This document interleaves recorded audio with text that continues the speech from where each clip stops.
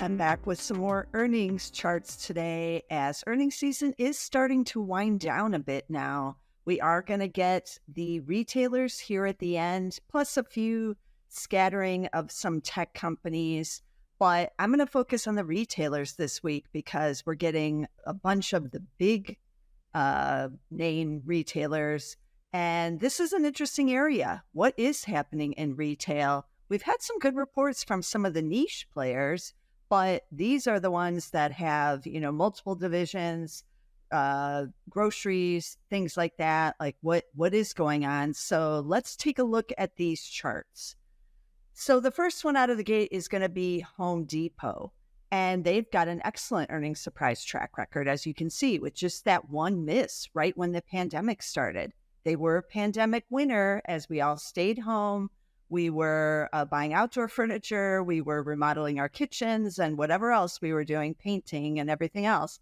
But that's basically ended now. And you can see that the shares came down in 2022 as those sales slowed, but they've just kind of been hovering there for basically about a year and a half. So year to date, they're only up 4.8%. That's, underperforming the S&P 500, which is still up 16% year to date. But this one, you can't count out Home Depot because the consumer still is interested in the house and home building has picked up again. And so we'll see if you're stuck in your house and you can't move. Are you doing the home renovations? Is that going to start up again? So this is definitely going to be an interesting one on the home side.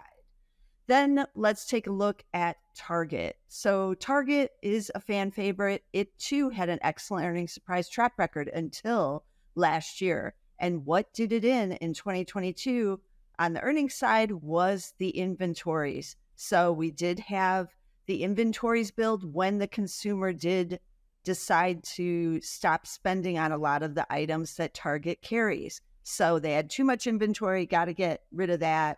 They have put in the two beats here in 2023, but the shares still on the decline as they're working through that inventory. Year to date, down 12.1%, and the stock is there at about 3-year lows. So Target, this is going to be one everyone's going to be watching because a lot of people own it, especially after the pandemic rally that we saw. But it's definitely a key one to watch.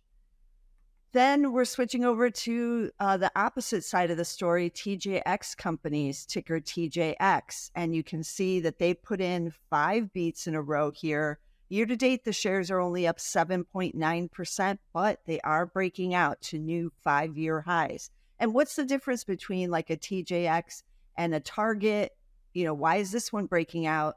Well, TJX does have the problematic home goods division, but it's got TJ Maxx and Marshalls to offset it. In addition, it has a Canadian division and international, which is Europe and Australia.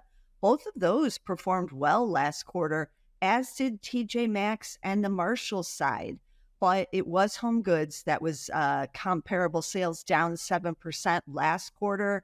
What's happening this quarter? Has that kind of normalized? It is coming off of massive comps during the pandemic when, again, we all wanted bread makers, coffee machines, stuff for the home, but now we don't. So what happens if that segment kind of stabilizes or starts to turn it around and return to growth? Then TJ companies could be in a very good position here. So this is definitely one that's going to be interesting.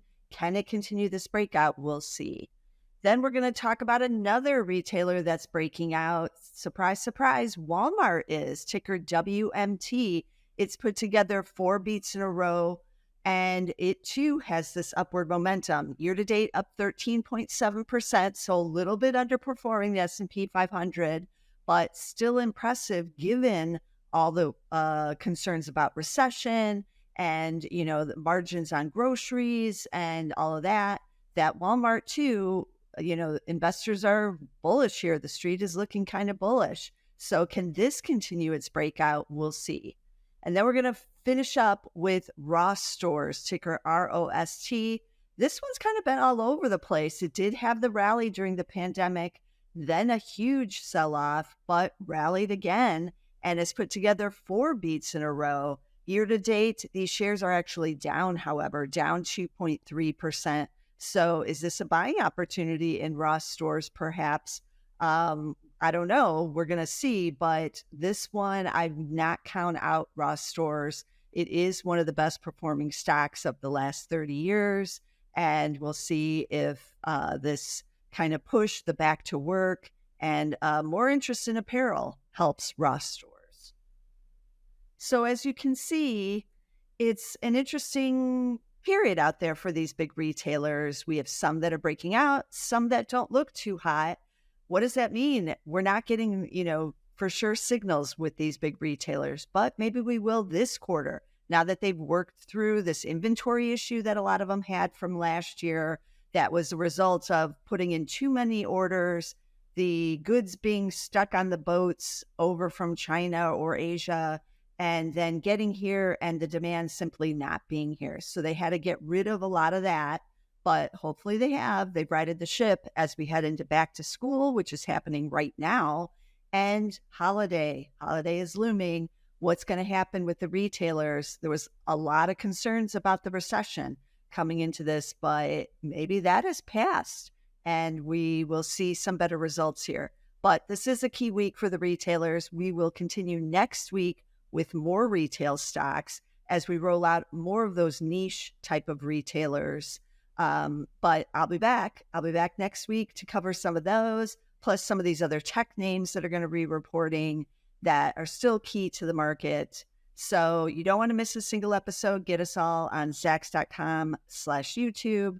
And I'll be tweeting out these charts and others this week on Twitter, or now called X. So be sure to tune in over there as well. And I'll see you again next week with some more charts.